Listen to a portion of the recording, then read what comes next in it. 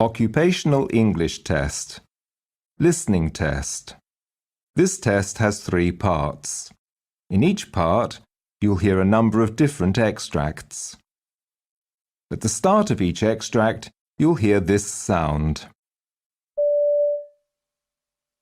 You'll have time to read the questions before you hear each extract, and you'll hear each extract once only. Complete your answers as you listen. At the end of the test, you'll have 2 minutes to check your answers. Part A. In this part of the test, you'll hear 2 different extracts. In each extract, a health professional is talking to a patient. For questions 1 to 24, complete the notes with information you hear. Now, look at the notes for extract 1.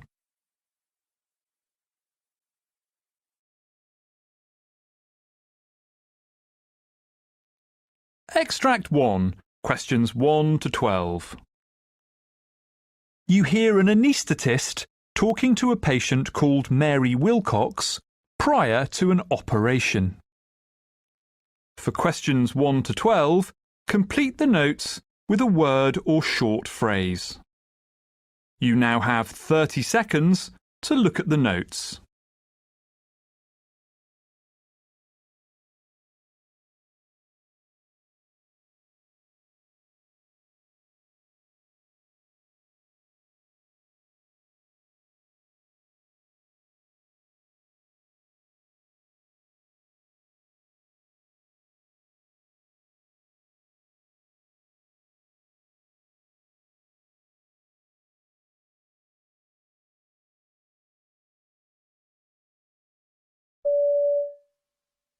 So, Mrs. Wilcox, you tell me you've had high blood pressure.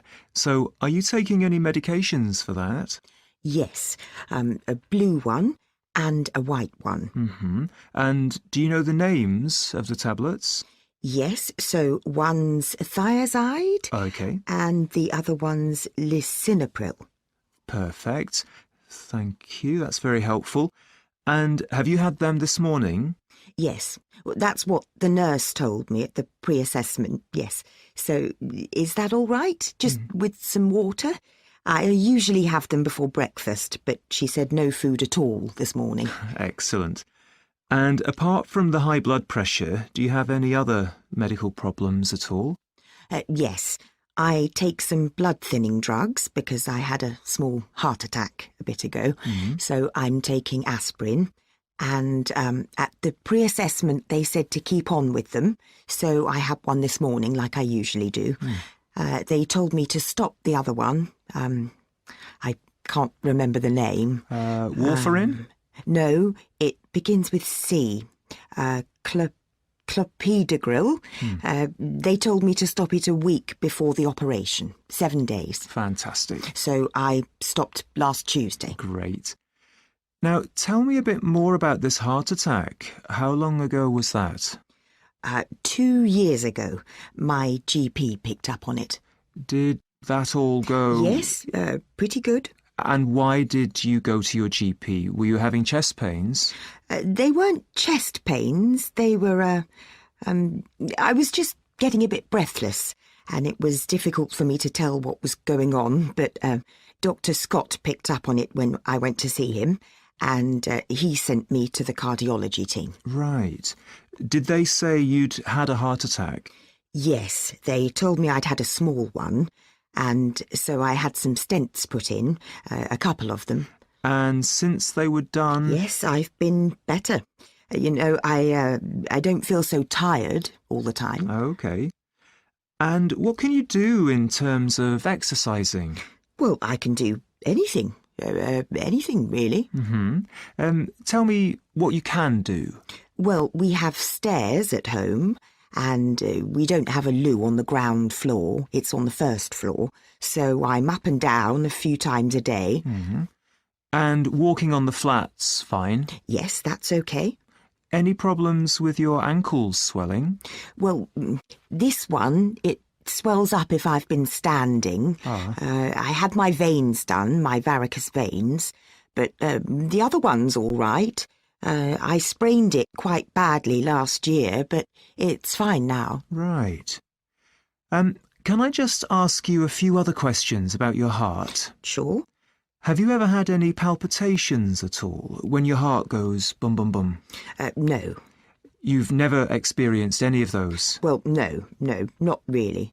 I mean, if I run, my heart beats a bit faster, but that's normal, isn't it? Sure.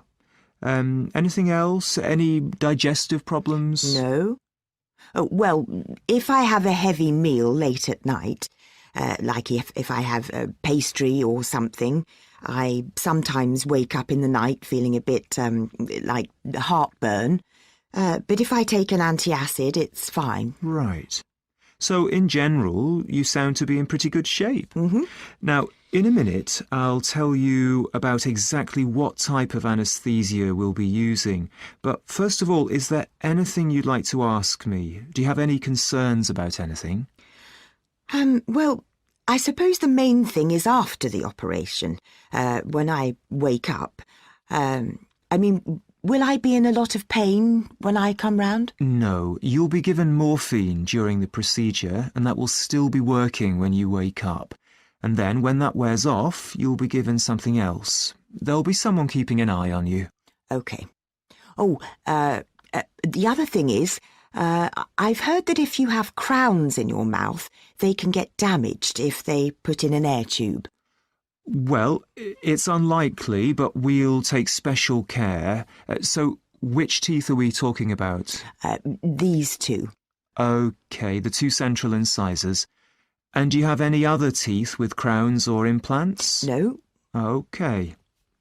So, what we have planned for you is to take...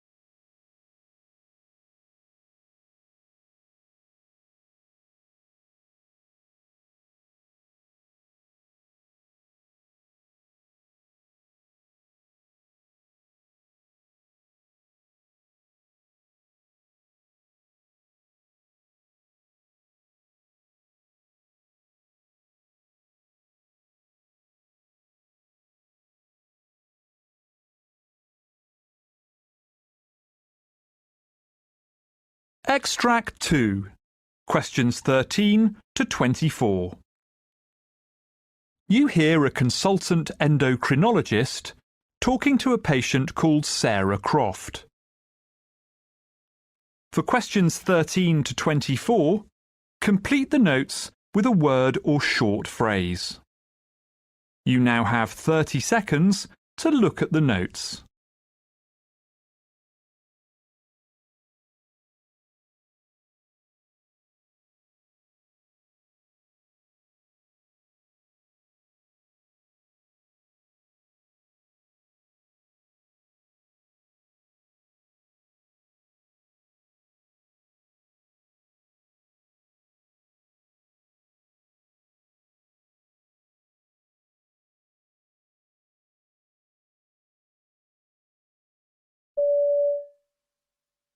Good morning, Mrs. Croft. I see your GP has referred you to me. Yes. OK. Well, I've got some notes here with his referral letter, but it'd be helpful if you could tell me in your own words the sort of problems you've been experiencing. OK, well, I've had high blood pressure for several years, but these last few months that's tending to get worse. I've been on corticosteroids too these last 3 years or so, and that's a result of the fact that I've suffered from asthma since my teens. I see. But I understand you've developed several other problems recently. Oh, yeah, as you can see, my stomach is huge. I've put on a lot of weight and it seems to be concentrated there. And, I don't know what's happened to my face. All this hair which has appeared, it's So embarrassing. And something else which I didn't notice at first, but which other people have pointed out to me, here, see, in between my shoulders, is this, well, I can only describe it as a hump.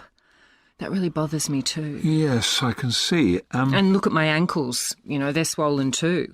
Something else which has got really bad is that I'm also sweating so much, even in cold weather.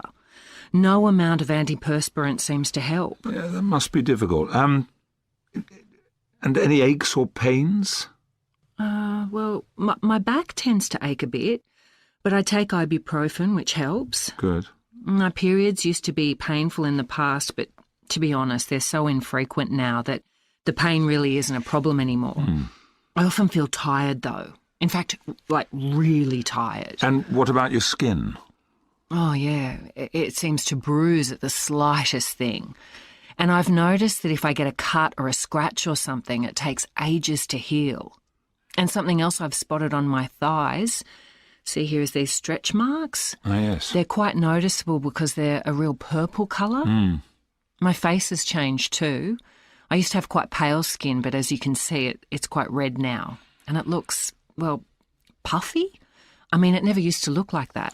OK, so there's been quite a change. Oh, definitely. And if you look here on my neck, the skin's gone dark. Really odd. I don't know what's happening. And though I never really had it before, I've now got acne into the bargain. It must all be distressing. I can appreciate that this is having an effect on you. Have you noticed your general mood changing at all? Well, it's enough to get anyone down, really. And yes, I do feel a bit depressed. But the frightening thing is that I've started getting mood swings. I've never had them before. I mean, 1 minute I'm laughing and the next I'm crying, and I don't know why. It's quite alarming. Anything else?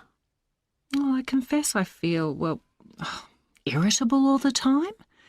Everything seems to get on my nerves, and I can't seem to concentrate like I used to. I find it hard sometimes to do stuff in my head, like working out a sum or remembering names and things. I just hope that you can find out what's wrong with me. Well, I'm sure we will. Now, I see you've already had some blood tests, but I'll need to do 1 or 2 more. You've had a urine test to look at your blood sugar, so I probably won't need to repeat that. We may do a saliva test, depending on the bloods. OK, I see. And how long will everything take, before we know what's causing the problems? Well, I'm afraid it can all take some time, as diagnosis can be quite complicated, and we may need to take...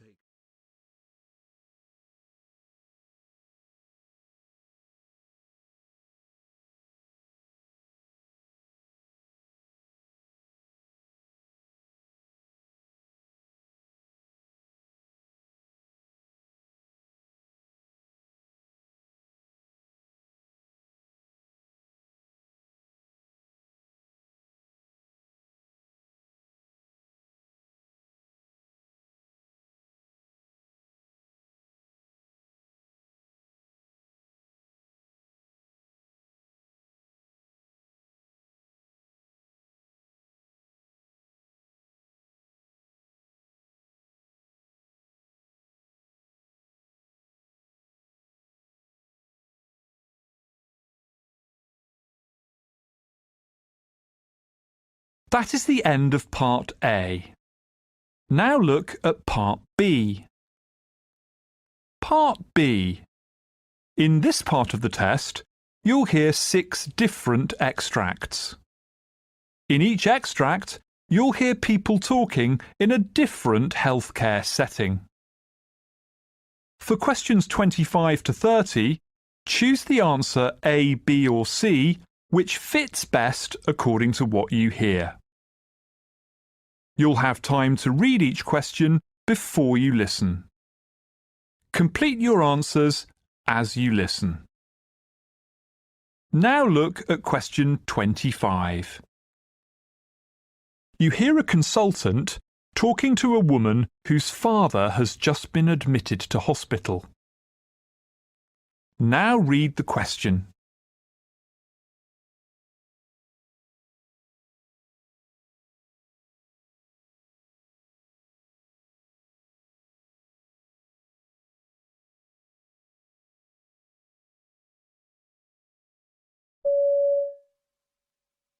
So we've talked about the various things that might have caused your father to collapse. A lot of times we investigate multiple symptoms so as to rule out any life-threatening conditions. So it could take some time to get to the bottom of the problem? Possibly. In the meantime, he's quite stable now, and we're encouraged by the progress that he's making. Well, I'm glad to hear that. But at least he's not in any great discomfort, is he? According to the assessment at the bedside by his nurse, his pain is well controlled, and we'll try to keep his sedation at an adequate level until we're ready to begin treatment.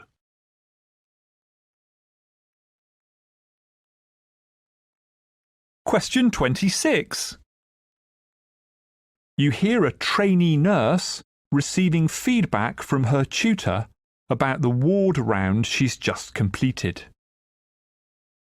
Now read the question.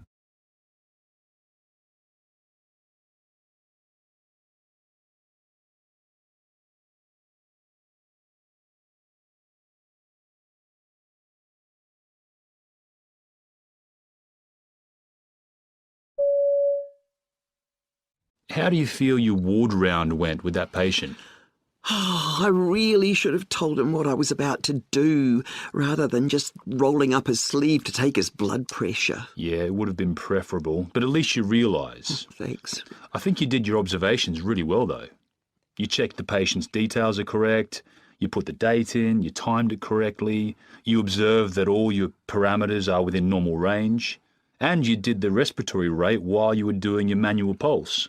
Yes, the pulse was quite strong and regular. And you could have passed that on to reassure the patient too. But you look back at the previous observations, put your signature at the bottom. That's all good. Thanks, okay.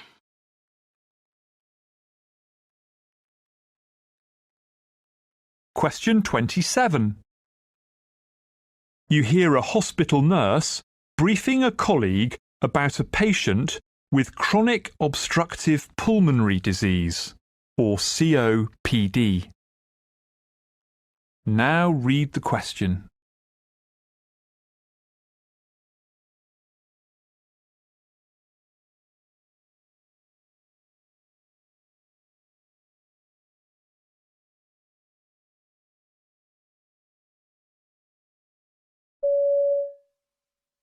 So who's next? The patient in bed 12. She had a fall at home about a month ago, but she's otherwise independent with her day-to-day activities. Her falls risk is high given her recent history. She's been assessed by the physio, and she's on a rollator frame to ambulate. Her skin integrity is intact, and she's responded well to all treatment. Good. She's on a normal diet. The observations were last done at 6 a.m., and they were stable. Her medications are IV tazocin due at 2 p.m. and prednisone next due at 8 a.m. tomorrow. Okay. You need to check with the doctors today whether she'll continue with the IV antibiotics and whether the cannula can be removed. At this stage, they're aiming for discharge in a couple of days' time, pending discharge from the physio and also ceasing IV antibiotics. Okay, thanks.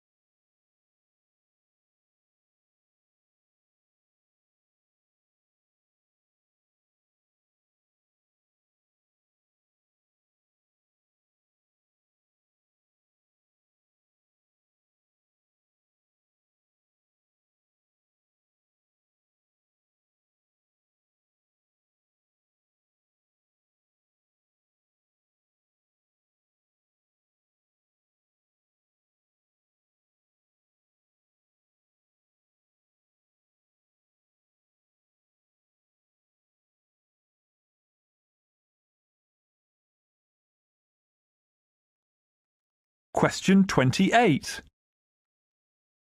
You hear two hospital managers talking about a training session for people who do voluntary work with patients. Now read the question.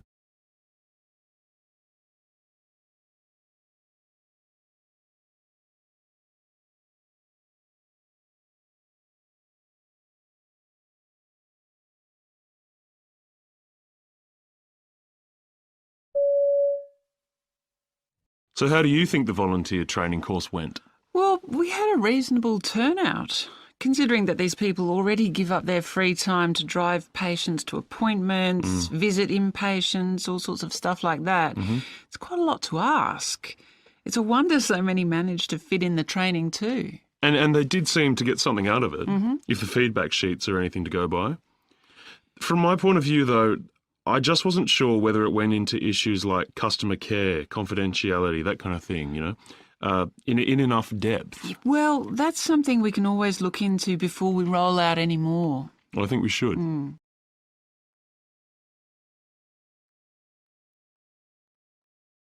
Question 29.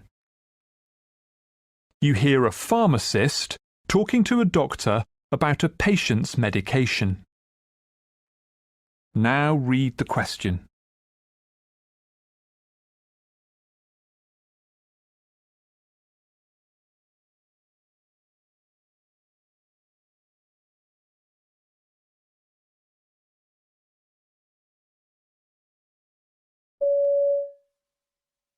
Sorry to bother you, Dr. Baker.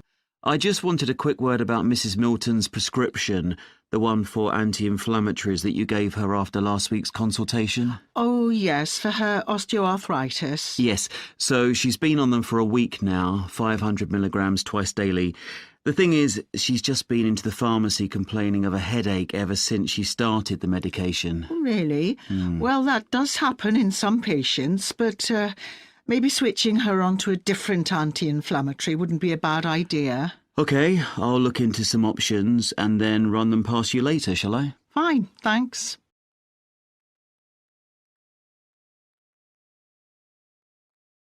Question 30.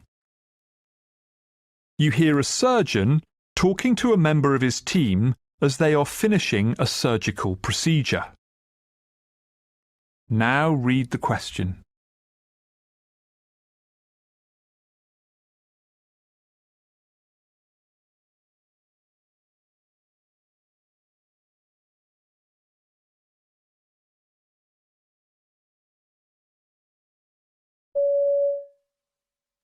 Good, there's no more bleeding. The procedure's finished. Can we just do the sign out? How much contrast did we use? That was 120 mils of Omnipaque, and we did reach a high dose, so I'll have to fill out a high dose form. I'll do that afterwards.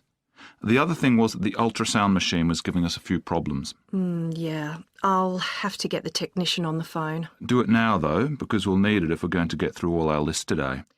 Do we need to send this patient up to HDU? Actually, everything was quite straightforward, so I'd say a regular ward bed is fine.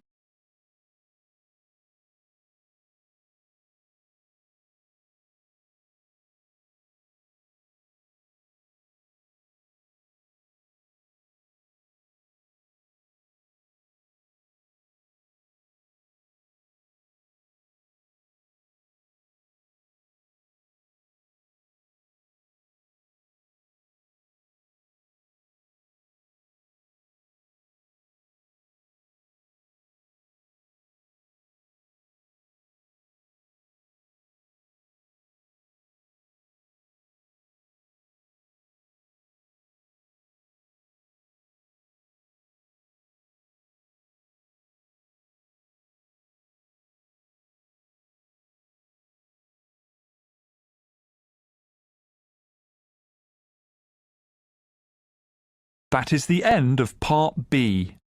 Now look at Part C. Part C. In this part of the test, you'll hear two different extracts.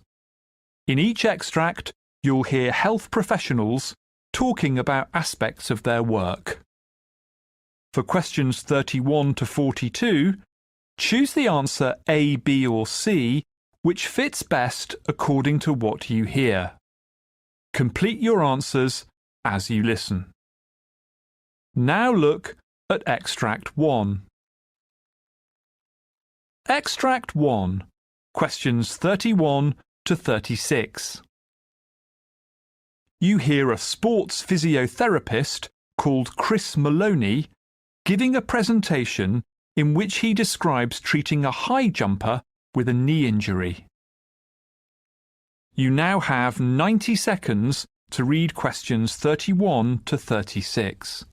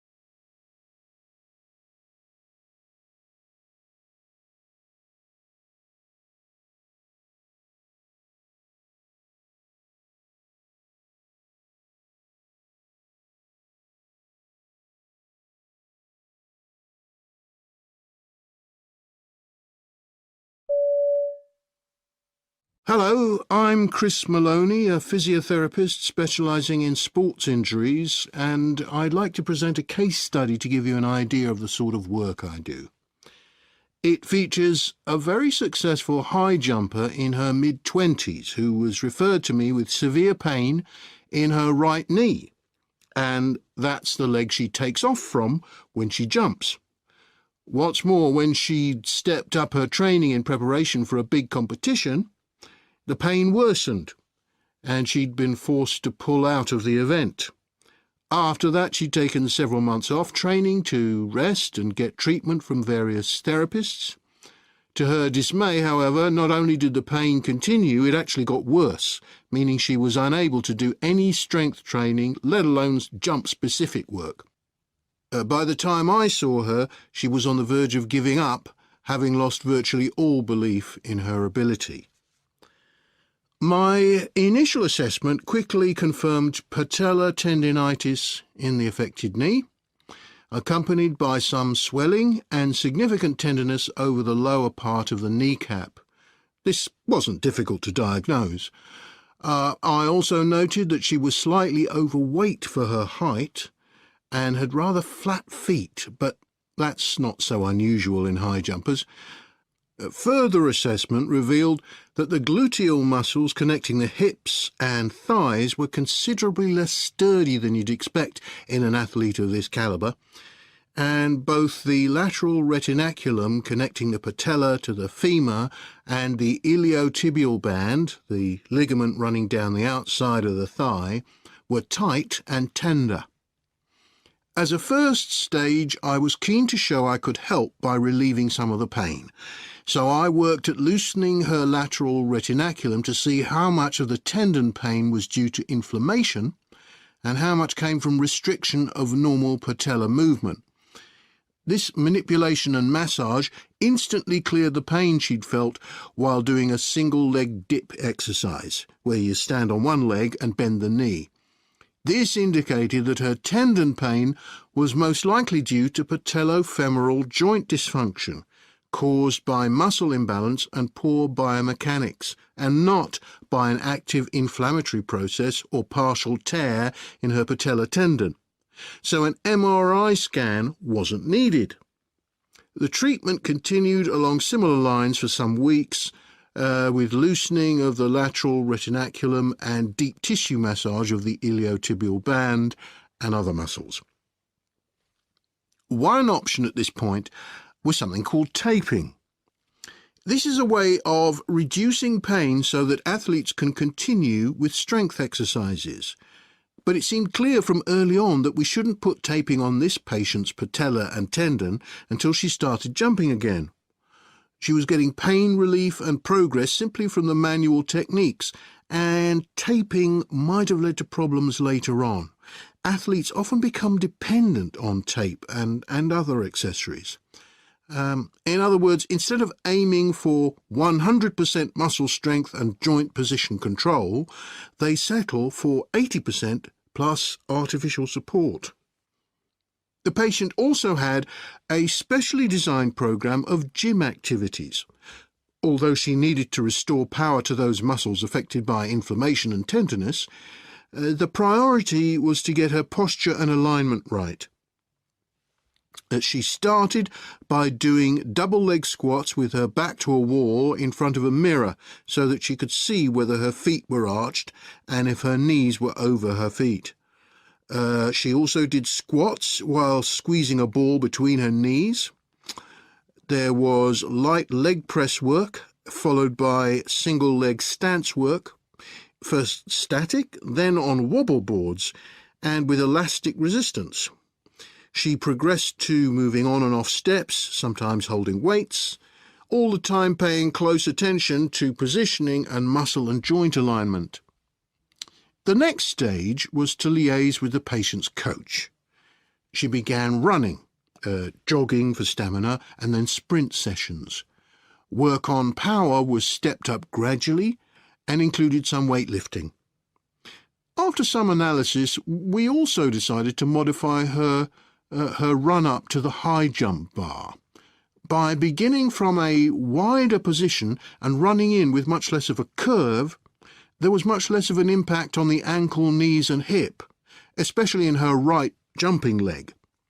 Interestingly, the patient reported that remodelling the run-up felt fresh and motivating and helped to reinforce the sense she had of being a reborn athlete. Once the rehabilitation process was complete, she was able to compete without pain and free of any reliance on taping or knee strapping. So, before I go on to the next...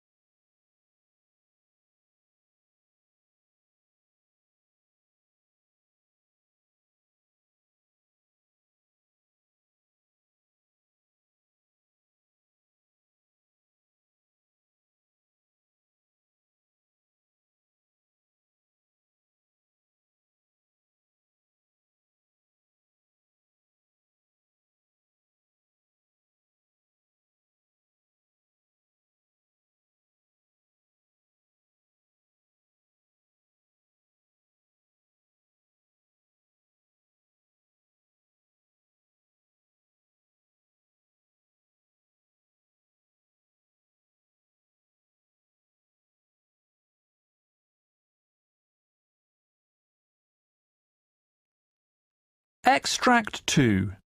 Questions 37 to 42. You hear a clinical psychiatrist called Dr. Anthony Gibbons giving a presentation about the value of individual patients' experiences and stories in medicine.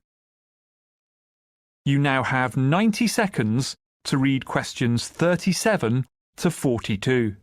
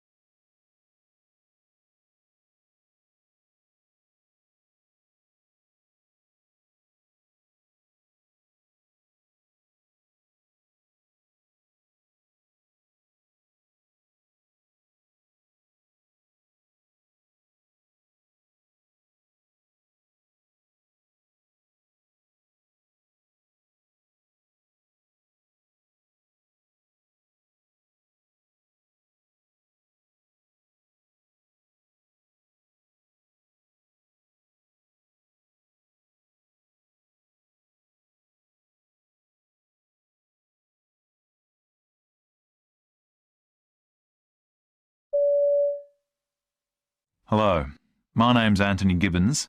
I'm a clinical psychiatrist and published author. I'd like to talk about something that's relevant to all medical professionals, the use of narratives in medicine. Let me begin with a case study sent to me by a colleague who shares my interest in the subject. The study featured a 30-year-old man who was hospitalised for severe panic attacks. He was treated with narcoanalysis, but feeling no relief, turned to alcohol and endured years of depression and social isolation. 4 decades later, he was back in the psychiatric system, but for the first time he was prescribed the antidepressant Zoloft. 6 weeks later, he was discharged because the panic attacks and depression had disappeared. He lived a full life until his death 19 years later. If the narrative was striking, it was even more so for its inclusion in a medical journal. Repeatedly, I've been surprised by the impact that even lightly sketched case histories can have on readers. In my first book, I wrote about personality and how it might change on medication. My second was concerned with theories of intimacy. Readers, however, often used the books for a different purpose, identifying depression. Regularly, I received and still receive phone calls, people saying, "My husband's just like X," one figure from a clinical example. Other readers wrote to say that they'd recognised themselves. Seeing that they weren't alone gave them hope. Encouragement is another benefit of case description, familiar to us in an age when everyone's writing their biography. But this isn't to say that stories are a panacea to issues inherent in treating patients, and there can be disadvantages. Consider my experience prescribing Prozac. When certain patients reported feeling better than well after receiving it, I presented these examples first in essays for psychiatrists and then in my book, where I surrounded the narrative material with accounts of research. In time, my loosely supported descriptions led others to do controlled trials that confirmed the phenomenon. But doctors hadn't waited for those controlled trials. In advance, the better-than-well hypothesis had served as a tentative fact. Treating depression, colleagues looked out for personality change, even aimed for it, even though this wasn't my intended outcome. This brings me to my next point. Often, the knowledge that informs clinical decisions emerges when you stand back from it, like an impressionist painting. What initially seems like randomly scattered information begins to come together, and what you see is the bigger picture. That's where the true worth of anecdote lies. Beyond its role as illustration, hypothesis builder, and low-level guidance for practice, storytelling can act as a modest counterbalance to a narrow focus on data. If we rely solely on evidence, we risk moving toward a monoculture, whereby patients and their afflictions become reduced to inanimate objects, a result I'd consider unfortunate, since there are many ways to influence people for the better. It's been my hope that, while we wait for conclusive science, stories will preserve diversity in our theories of mind. My recent reading of outcome trials of antidepressants has strengthened my suspicion that the line between research and storytelling can be fuzzy. In medicine, randomized trials are rarely large enough to provide guidance on their own. Statisticians amalgamate many studies through a technique called meta-analysis. The first step of the process, deciding which data to include, colours the findings. Effectively, the numbers are narrative. Put simply, evidence-based medicine is judgment-based medicine, in which randomized trials are carefully assessed and given their due. I don't think we need to be embarrassed about this. Our substantial formal findings require integration. The danger is in pretending otherwise. I've long felt isolated in embracing the use of narratives in medicine, which is why I warm to the likelihood of narratives being used to inform future medical judgments. It would be unfortunate if medicine moved fully to squeeze the art out of its science by marginalising the narrative. Stories aren't just better at capturing the bigger picture, but the smaller picture too. I'm thinking of the article about the depressed man given the drug Zoloft. the degree of transformation in the patient was just as impressive as the length of observation. No formal research can offer a 40-year lead-in or a 19-year follow-up. Few studies report on both symptoms and social progress. Research reduces information about many people. Narratives retain the texture of life in all its forms. We need storytelling, which is why I'll keep harping on about it until the message gets through.